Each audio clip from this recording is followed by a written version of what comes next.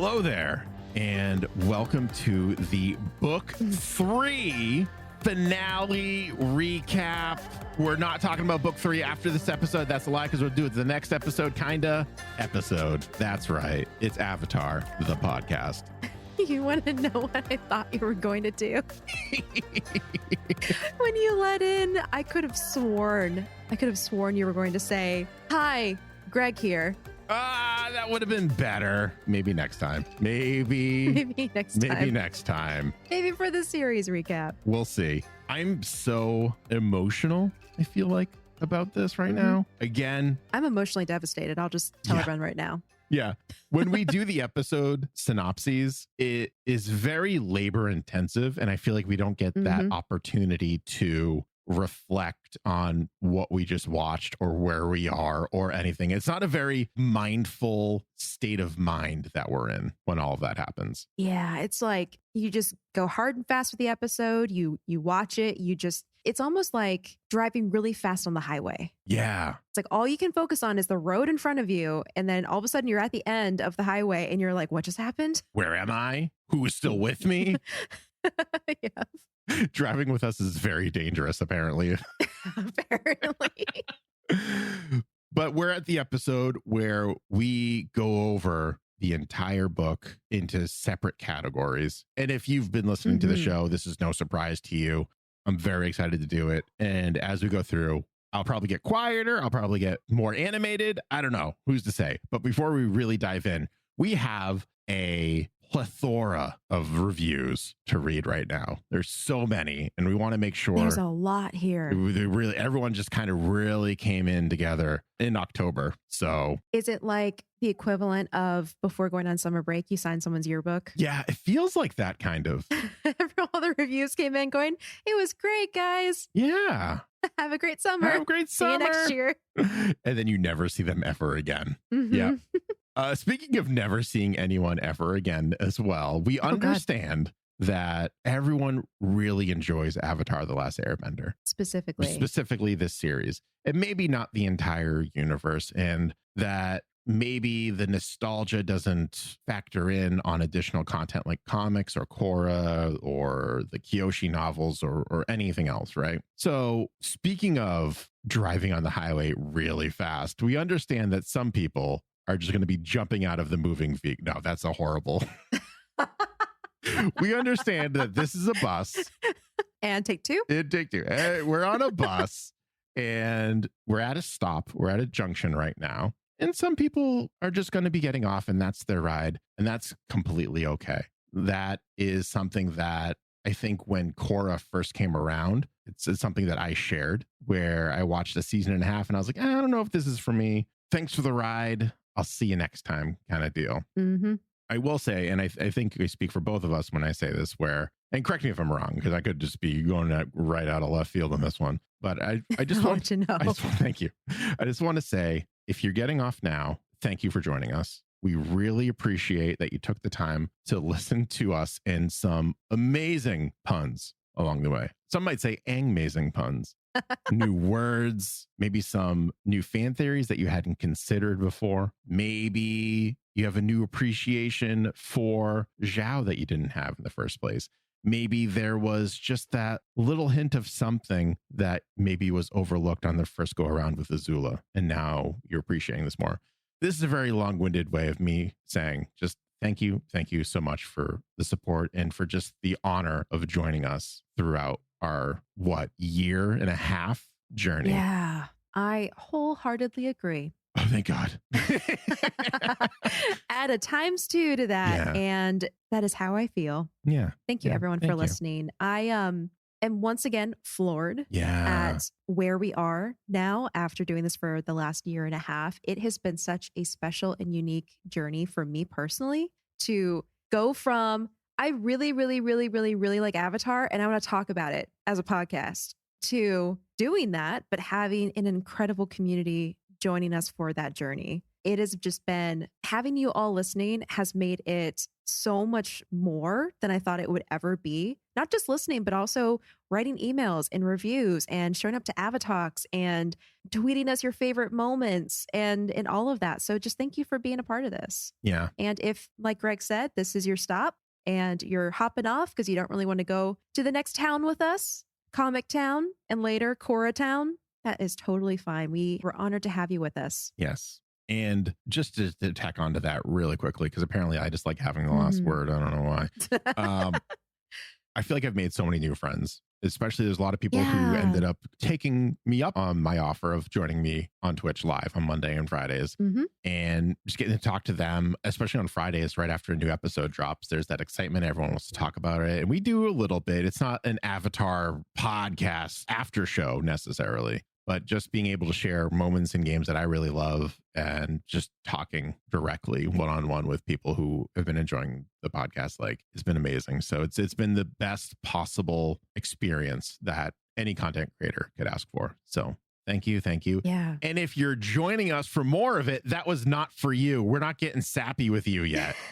It's not your time. It's not your turn. It's not your turn yet. You'll get it. Don't worry. Let's read some reviews, shall we? Yes, let's hop into the reviews. Our first review comes from Thanatos572, who writes, "The best Avatar podcast. Hey, Acorn and Greg, I've been listening to your podcast for a couple months now and thought it was about time I came over from Spotify," there's like spaces in between every single letter, "and left a review. I've listened to 4 different Avatar podcasts at this point, including Braving the Elements, but I think that y'all do the best at it. From the research into VAs, voice acting, the deeper lore, and looking at the finer details of the show, I think you do it perfectly. I think it's very fitting that your show is called Avatar, the podcast, because it is the best. Aww. Just for a bit of fun, I will do my favorite characters. Number 5 is Suki. Number 4 is Bumi. Number 3 is Iroh. Number 2 is Zuko. And number 1 is Toph. Just got to season 4 of Korra, so I'm looking forward to y'all's dive into that show as well. Anyways, keep up the great work." Thank you. That is so sweet, Thanatos. I will say I was very proud of our finale episodes. Yeah. I feel like we hit that flow state with each other. We did. After 3 seasons, the way that we dissected that show and the deeper themes and like even the descriptions, the synopsis, and our fun facts, like I had such a great time that it didn't even feel like 2 hours in the recording. No, it did. Yeah, we looked at the recording time. We were like, oh, what? How? It's like dark outside. We're like, wait, what? What year is it right now? What is going on? Yeah. I feel like those episodes, I agree with you, were the culmination of all of the experiences, much like young Aang, culminating all of his bending experiences throughout his life, fighting the Fire Lord. We too drew upon the podcast past. I don't know where I'm going with this. I lost it. I was going to say, it's gone. We're going to be master podcast benders. Master podcast benders. There we go. There we go. We appreciate you saying that. And we're happy that you also enjoy the way that we present the information, because that's the stuff that we are obviously passionate about. Yeah. Because we won't shut up about it. No. Ask my wife. She will attest to that. The next review comes from Elsa Ansia, and I'm sorry if I'm butchering that. I apologize. They write, "Love it. Hey guys, I just wanted to say I love your show. I am learning so much about my favorite show and the cultures based off of it. I really want those pins and to be a patron so I can listen to the secret podcast, but right now I can't afford it because I am having a hard time finding a stable place to live. Hopefully someday I will be able to get them. Stay safe and keep up the great work." Elsa, I'm going to cry. I'm going to like tear up. Yeah, please don't feel bad at all. You are supporting us by being a listener and also by leaving a review. And the good thing about Patreon is if in the future you find yourself able to and you still want to support us in that way too, then all the content is still going to be there waiting for you. So no pressure, no hurry. Please take care of yourself. And I hope that you find a stable place to live very soon. Yeah, me too. Our next review comes from Chelsea220. Who writes 2 thumbs and 2 paws up. As a Spotify listener, I knew as soon as I got an iPhone, I had to leave a 5-star review. Acorn and Greg are amazing. It's taken off. Just enabling me. I think of Mean Girls every single time. We're making amazing happen. It's happening. I love how interactive they are with their audience. Being the first Oppapin winner, their handwritten note proudly hangs on my fridge. Oh my gosh. Hello again. So happy you enjoy your pin. They continue saying, "My cat Iroh and I love listening to the podcast throughout our Fridays. I've even caught him running to the living room as soon as the opening theme of the show plays. What? As Avatar lovers themselves, Acorn and Greg understand their audience and deliver everything fans could hope to hear, from punny commentary to facts regarding the show. I could not be happier as a listener. Any Avatar fan, human or feline, will love them. So this review should count as 2. And it's like a smiley sweat face and a cat emoji. Oh.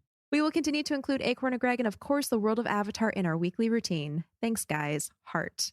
And then it's signed Chelsea H. and Iro. 2 paw emojis and 2 thumbs up emojis. Little so sweet. Kitty cat paws. Thank you so much. And good to hear from you again, Chelsea. That's, like we had that. I feel like that was forever ago where we had that contest. I know, right? Yeah. I'm really happy to hear that Chelsea's still listening. So hi, Chelsea. Hi, Iro. You're the best. You two are the best. I personally love the fact that a cat may recognize and enjoy my voice. That tickles me. Yeah, that's...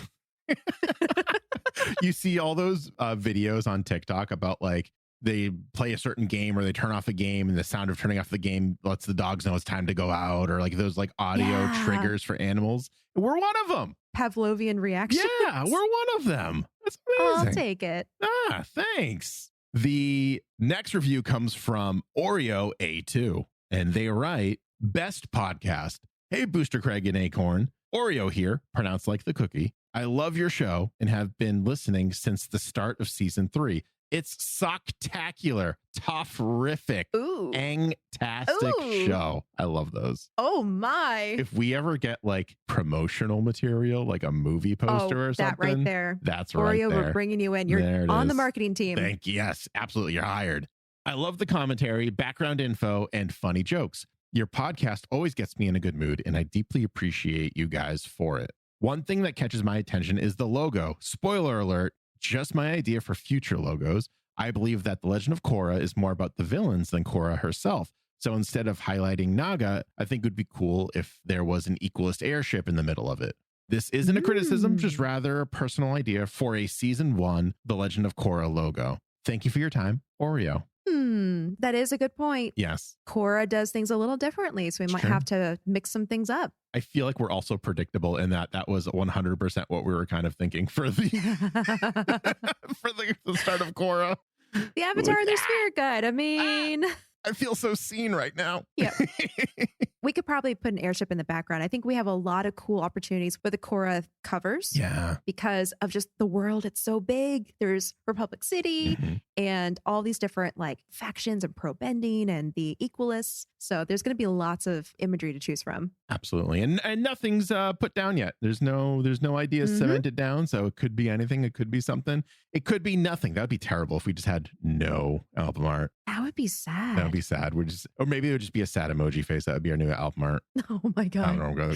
I do love going to SoundCloud and scrolling down to see the distinct different covers for each season. Yeah. I love that we do that. I can't wait to see the covers that we use for even when we get to the Avatar Studio stuff way in the future. Or Kyoshi. Like all that stuff is going to be so cool. Yeah. Absolutely. Oreo, thank you again for not only your idea, but also for leaving that 5-star review. We super appreciate it. Yeah. Our next review comes from Isaac, who writes, "No, why? You guys are almost done with the main series." Sob face. Listening to your Sozin's Comet part 1 and 2 episode as I'm writing this review. I've been listening to you guys since your 2nd episode, and I can't believe that you're almost done with the main series. You've come so far, and I love your analytical yet comedic description and chats about the universe. Can't wait to see what you do next with the comic and Korra. Love what you're doing and keep it up. I rate you, and then I'm going to need some help because that is a lot of zeros. I have no idea. Is that like a 10 quadrillion? Bajillion, trillion, billion. There's a lot of zeros. We'll go with that. Yeah. We'll go with that. Yeah. That may be the highest rating we have ever received. So thank you, Isaac. Thank you. Our next review comes from M. Bruni, and they write, best Avatar podcast. If you're truly looking for an Avatar The Last Airbender podcast, then look no further than this one. My wife and I usually take long road trips back up home somewhere in the 7-hour range. Since we're both fans of the show, my wife found this podcast, and it's been a great way for us to bond on the way back home. The hosts truly have a great friendship with each other and show different ideas along with fun facts that are related to the real life cultures and places. I'm not going to lie. The first episode we started off on was The Cave of Two Lovers, because who doesn't want to hear or sing/scream at the top of their lungs? Secret tunnel through the mountain, secret tunnel, and then 3 hysterically laughing faces. I feel like maybe they sent us an email. This sounds super familiar. Yes, they did. Yeah. Yep. So thank you for writing us a review version. That is so wonderful. I feel very gassed up right now. I know. All this appreciation. My gosh. Yes, absolutely. Also, thank you for making us a part of your journey home and journey out into the world. That's really an honor. Thank you. And they're both, not only is M. Bruni, but also their wife is also just listening to us after us screaming the Secret Tunnel song. That was the first time they listened to our show. And they were both like, we'll stick around. Thank you. Our love for the episode must have shown through. Oh, so good. So good. Our final review comes from Sokka's protege, aka Dustin K, who writes, "Amazing all around. See, again. I love this podcast. I'm a Spotify listener, but opened my podcast app so I could finally leave this review. Acorn and Greg, I discovered this podcast back when you were covering early book 1, and since then I've been hooked. I'm always waiting until Friday for the new episodes, but they're always worth the wait. The in-depth look into each episode adds a layer for someone like me who has rewatched the series so many times and has lost count. I'm also a fan of Greg informing us about voice actors because they work hard and every one of them involved in the show has only made the Avatar universe better. I've sent a few tweets your way, and you always respond with such kindness and sincerity. You both have an amazing chemistry and energy that makes me feel like the 3 of us are members of the gang ourselves. LOL. Any fan of Avatar The Last Airbender needs this podcast in their life. I really hope Avatar Studios releases new content before you're finished with what's out there so we can all continue on these journeys in this amazing universe. Yep. Yes. I'm deceased. Yeah, that's it. I'm dead. So sweet. Too much gas. That's it. I'm done. I'm over with. Time to wrap the episode. To wrap it up. There we go. That's it. That was 20 something minutes of just too much positive feedback.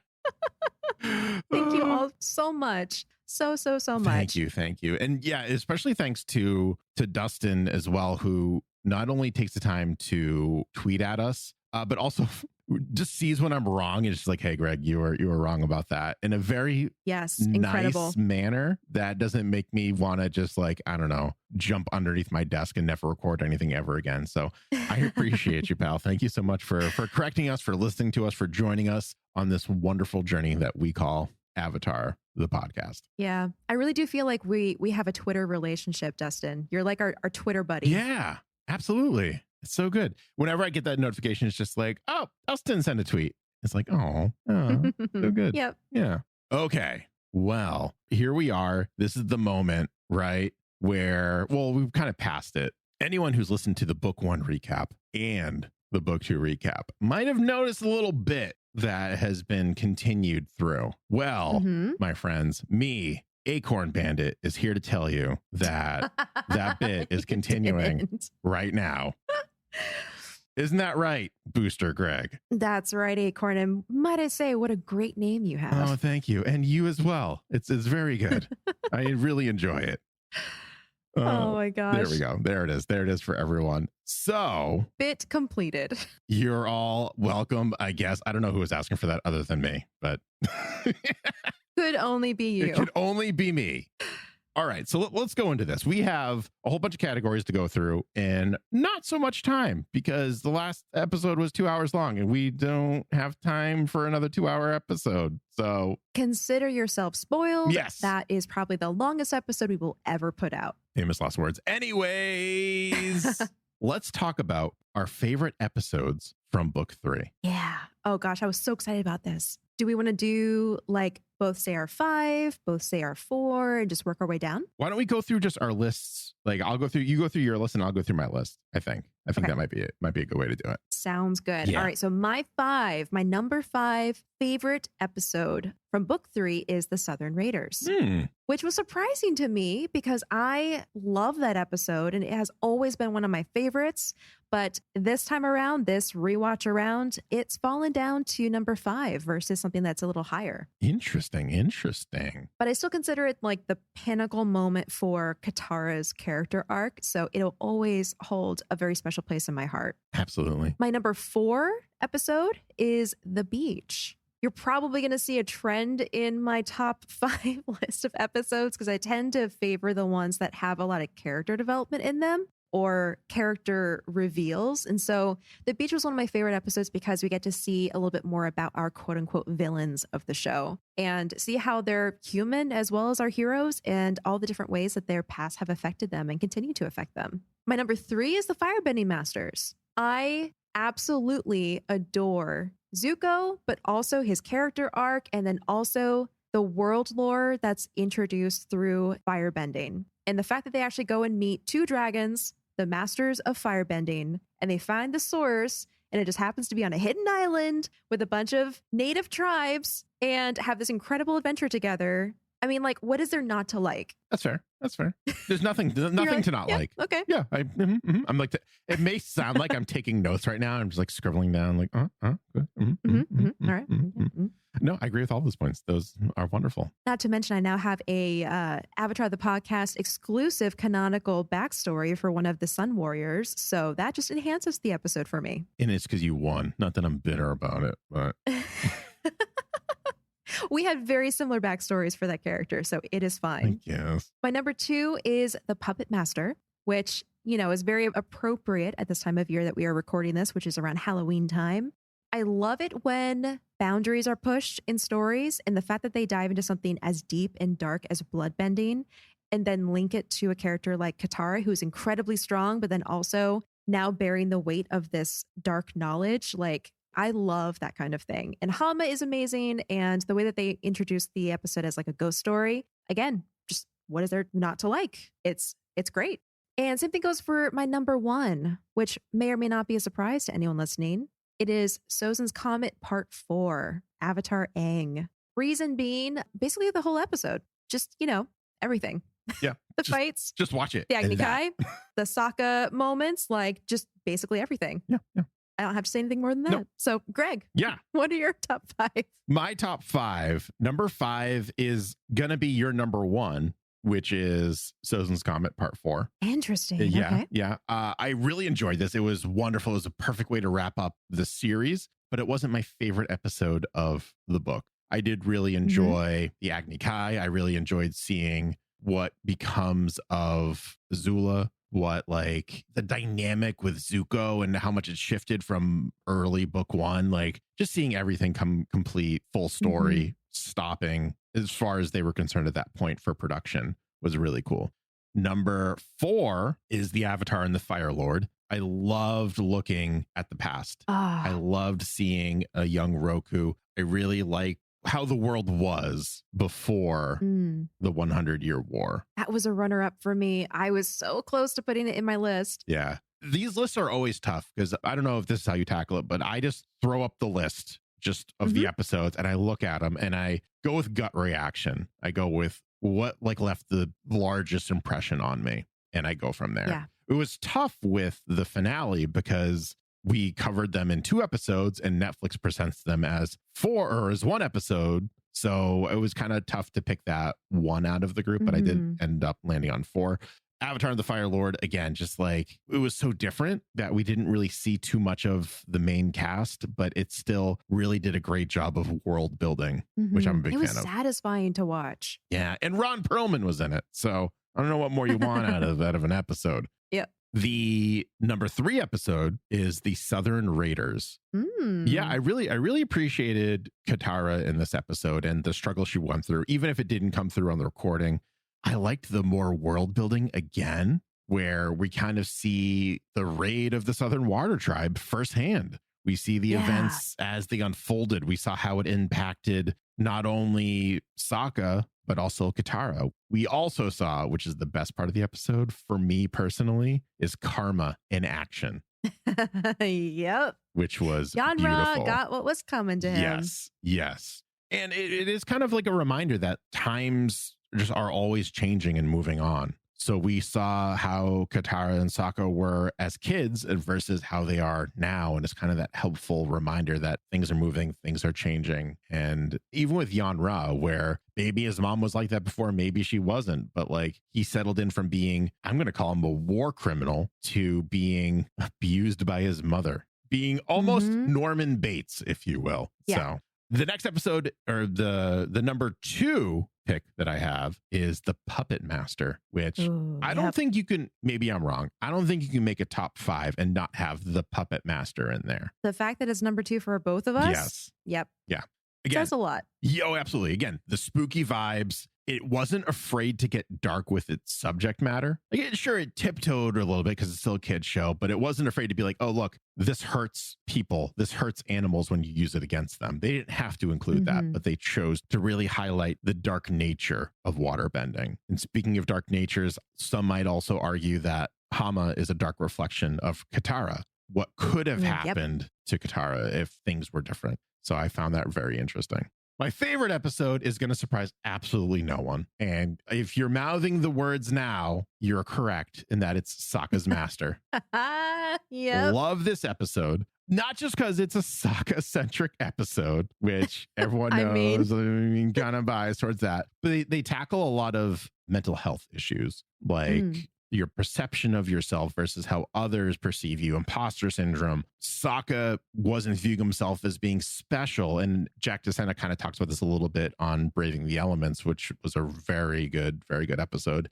Sokka didn't consider himself special because he can't bend. And who are you if all your friends are benders and you're not? Like, what is your identity in that group? And this kind of helps solidify not only his identity as the comedian, as the thinker, as the man of action, if you will, but it also kind of gave him a new skill set, and it helped him really hone in on who he will become. So I really enjoyed it. And plus, having Robert Patrick in there wasn't too shabby either. And plus, Space Sword. Plus, even though it wasn't with us for too long, we still enjoyed Space Sword. It was just a really good episode. And I don't know, it just really spoke to me personally. So that was my number 1 pick for that. Awesome. Yeah. Good list. Yeah.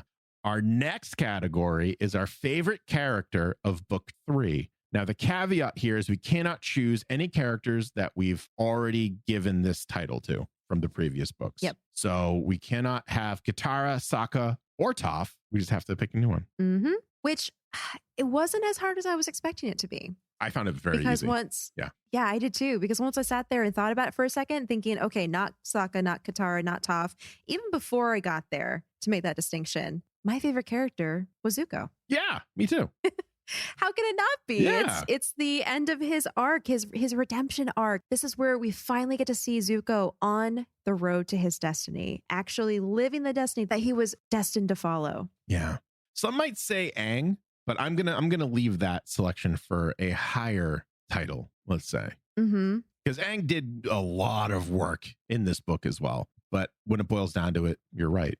It's the end of Zuko's tale. Like, we see all this development happening, and finally he's where we, as a fan base, have always wanted him to be, which is on the side of good, on all that is right, like all of that good stuff. So yeah, Zuko. Well, that wasn't so difficult. Easy Peasy. Next category, favorite side character. This one also wasn't too hard. Yeah. There weren't as many side characters in this season. I mean, there were, but they're people that we've already met who maybe have had a larger role in previous seasons.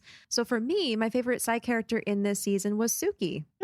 I couldn't pick just one. I picked 3. It was much more difficult for me. 3? I have 3. Coming in number 3 is Suki as well. Okay. I really like Suki just in general. And having her join the team on a little more permanent basis, I really enjoyed. Plus, like, her overall sass. It wasn't overly sassy, but she had just the right amount of sass with Sokka a bunch of times. And I don't know, it just sat well with me. Number 2, will surprise no one, is Chit Sang. I love that guy. Okay. I love Chit Sang. He's amazing.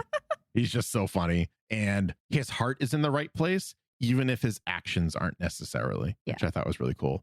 And number 1 is Hama. I really liked Hama. Ooh, okay. Yeah. She was a very well developed character for only being in 1 episode. She introduces bloodbending. She went through this traumatic life experience, and you wouldn't really know it necessarily from the first couple minutes of the episode. Let's say when you first see her, she seemed like a very like humble and nice older woman, and she ended up being kind of scarred from her past and suffering from PTSD and a whole bunch of other stuff. Yeah. Just a great character, very interesting for sure. Well, you basically picked like the two most noteworthy side characters exclusive from book 3. So I don't fault you. I thought you were going to say that makes sense. The two most like the two characters from book 3 and Chit Sang.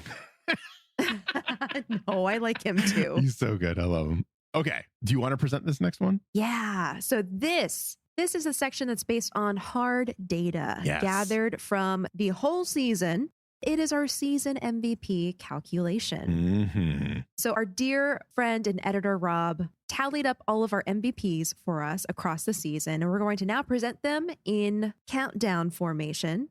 Number 5 in our season MVP ranking is Toph. Toph got 3 votes from us across season 3. And I'm actually very glad that she made one of our lists, because while we sang her praises in book 2 and said it's going to be very hard for us not to choose her again, it was actually much easier than I thought it was going to be. We have such great development with our other characters in this season that this is basically her one mention for season 3. So I'm glad she got something. Yeah, for real. Number 4 is a tie between Katara and Chit Sang. That just makes me laugh. Which is hilarious. Yeah, that those two specific characters got tied. We told you we love Chit Sang. You shouldn't be as surprised. Apparently that much. Yep. Apparently this much. Enough for 4 votes each. Number 3 is Aang with 5 votes. Also not surprising since it is kind of his season. Yeah. Number 2 is Sokka with 7 votes. That's surprising to me. I know I love Sokka, and I know you like Sokka too, but to have him be in the number 2 slot on book 3, wow. Yeah, I know. And that's the cool thing about this segment, because sometimes it's hard to reflect back and think about your top picks for a season that, you know, took months to cover. Yeah. But when you approach it with data like the MVPs that we nominate every episode, it's cool to see what was actually our top picks for the whole season. Yeah, it's always like wild to me to be like, oh yeah, this is what we chose as our MVP at the end of each episode, and seeing him tallied up, because it never feels that way, right? It never feels like Sokka got 7 votes. Like, it's just kind of like, okay, we say it, we present our picks, and we move on. Yeah. With that being said, it is no surprise at all who won our number 1 spot on the MVP calculation for season 3, and that's Zuko. Yeah. With 8 votes. Zuko really pulled it all together. I really like it in this one. Yeah. He earned that spot. Yeah, absolutely. And even thinking to go contact June to try to find Aang, that's just like expert level tracking abilities or using your past resources. And it was very interesting in that episode where they're all like, well, you're the expert at tracking our best friend and trying to murder him. So Zuko, you take charge. And I don't know if anyone else felt this way, but at the moment I was kind of like, oh yeah, I guess he is. I kind of forgot about that a little bit. Our next category is our MVP for this season. So these are just like the movers and shakers for this season. Someone that really made a huge difference in book 3. Side note, cannot be Boomy or Iroh or Toph. Or Zula. I'm very curious to see who you chose. Well, it's kind of obvious. Yeah. It's got to be Aang. Yes. We're in agreement. We're in Aang agreement. We're in Aang agreement. Our buddy Aang has to win MVP of the season. This was his season. It really was. It absolutely was. Yeah. While he wasn't my favorite character of book 3, he definitely gets the MVP. Absolutely. Yep, exactly. I mean, what would the world be if he did not stick to his guns and actually defeat the Fire Lord in his own way, in his own manner? Yep. What would Korra even look like? I think they really need to do What If for Avatar. I know. What if Aang had killed the Fire Lord? Story bending. That's what we called it. Story bending. Yep. Story bending. Still a segment we might bring in to play somewhere. But that's a great what if. What if Aang didn't take away the Fire Lord's bending? What if he killed him instead? What would Korra look like? What would the future look like? Or what if Aang didn't fight the Fire Lord? What if he lost? And let him take over the world? I don't know. Just saying, the possibilities are endless. Yikes. Yeah. All right. So now that we've discussed our MVP of the season, which was Aang for every single reason you could think of and more, we're going to talk about something I think is maybe up to a little more interpretation, and that is the moral of the season. So for those of you who might have forgotten, the book 1 moral was thinking outside of the box and family is what you make it. Book 2 was it's just as important to stop every once in a while as it is to keep moving. Kind of like how the nomads taught Sokka, not the air nomads, but everyone remembers my favorite person in the whole wide world, Chong, when he tried to teach Sokka all of that. So basically neutral Jing. That was book 2, neutral Jing. Acorn, what do you think the moral of book 3 was? I went kind of basic with it. Okay. Because for me, book 3 was a culmination of books 1 and 2. And a lot of the messaging seemed to center around choosing your own destiny. You create your own destiny, whether it's taking the initiative to leave your tribe to go learn waterbending because that's where your heart's desire is, to traveling the world to learn bending in order to save the world from this rampaging Fire Lord, to accepting the call to learn more about culture and different communities and different ways of view, including what it means to be a girl, like Sokka did, or even learning the value in being a non-bender and finding ways to better yourself with the tools and the personality that you were born with. And then, of course, with Zuko, we know how his destiny manifested and how he had to come to terms with who he was, where he came from, and also what he wanted to do with his life, which was ultimately to join Aang and help him save the world. Yeah, that's dangerously close to what we're going to be talking about next week for my moral. Dangerously close. My book 3 moral, however, was for better or for worse, change is just going to happen. Now you can decide to be the change or go with the change, but it's going to happen. So that's mine. That's a good one. It's very, very definite. I know. And some people might be thinking of, Greg, like Aang changed how he reacted to the Fire Lord, that whole situation. And he did. He became the change in that one, which I kind of amended it from my original thought. But also, the change didn't just happen to Aang. It also happened to the past incarnations, to the Avatar, who were all just like, yeah, kill that guy. He sucks. Kill him. He's the worst.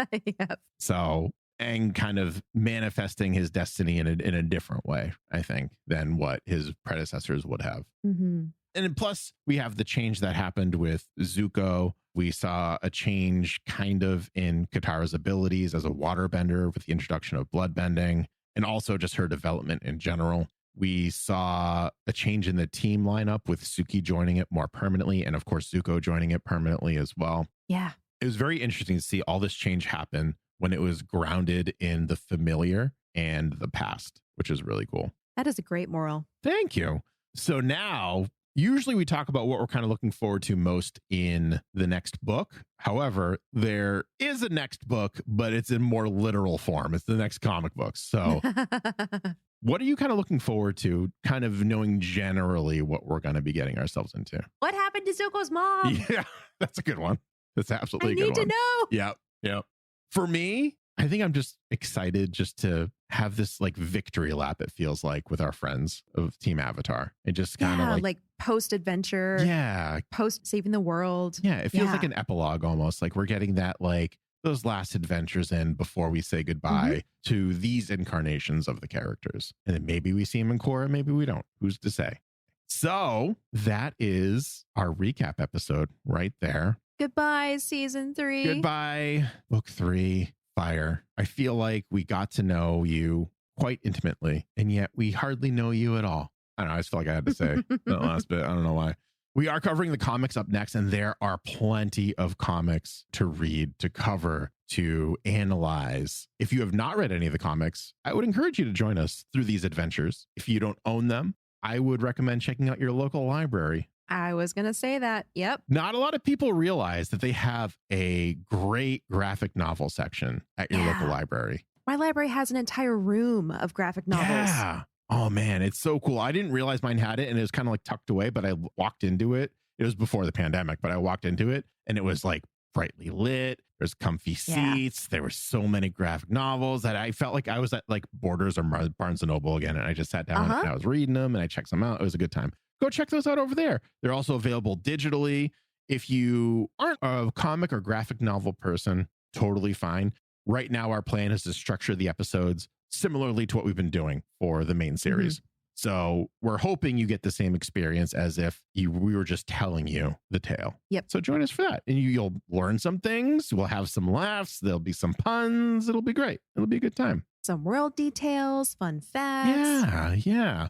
We are going to jump right into the comics after the book 3 recap, but we are going to be taking the month of December off just to spend time with friends and families and loved ones during the holiday season. And Avatalks will be postponed in December as well, just so everyone is aware. Just, don't want any surprises or anything like that. We did have to miss our Avatalk because I lost power for 3 days. Which was ridiculous. I was not a happy camper. Let me tell you that much. And if you're listening to this in the future, disregard and charge right on. Yeah. Listen to all the episodes. Go on to the youtube.com/Avatar the podcast. Enjoy what's on there. We'll have Avatalks on there. We also do have plans for the upcoming Avatar The Last Airbender cookbook that is coming out very soon. Or if you're listening to this in the future, it's already been out. The segment is called Appetizers. Yeah. It would be a pun. It's so perfect. You heard that right. Appetizers. Stay tuned for more of that, what it's going to look like, where it's going to be, all of that good stuff. But it's going to be delicious. That much is for sure. And with that, again, I know we had our sappy thank you in the beginning of the episode, but really, thank you all so much for joining us on this adventure, whether you were here on day one or you just started listening last week. Thank you for coming back, hanging out with us, participating in the puns, having the laughs, emailing us at avatarthepodcast@gmail.com, tweeting at us at podcastavatar, leaving those 5-star written reviews. We see all of them. I check them. It's a problem how much I check them. Let's just say that. Multiple times a day. To say multiple times a day would be putting it mildly. We see them. We thank you. And thanks for joining me on twitch.tv/BoosterGreg on Monday and Friday evenings when I have power. I'm very bitter about I've missed one stream in like 9 months and I'm very, very angry about it. But thank you for hanging out, showing the support, and however you show the support. And you know what? Just thanks for being a friend. Oh, we're getting back into Sappy land. And you can find me online at Acorn Bandit. You can also find my pin stuff if you go to joysans.com, which is JOISANS.com, or search for Joysans Studio on Etsy.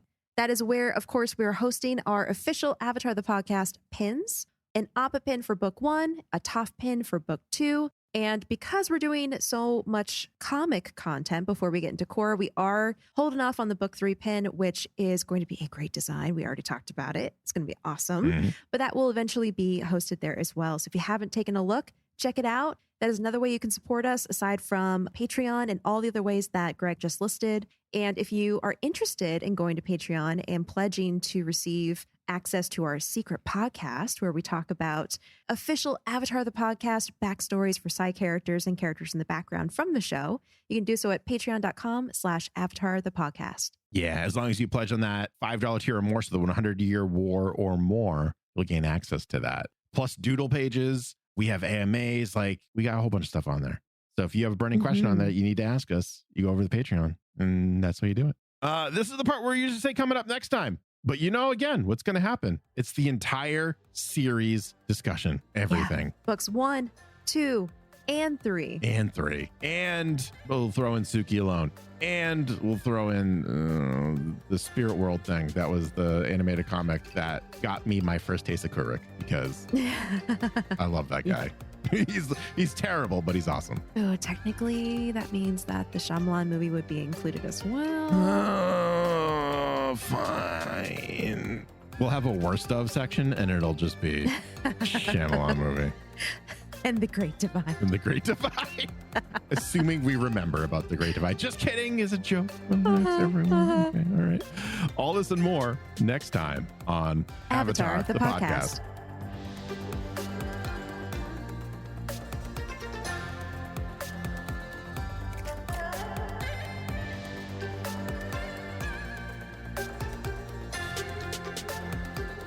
Avatar, the podcast, is a proud part of the Geek Generation Network.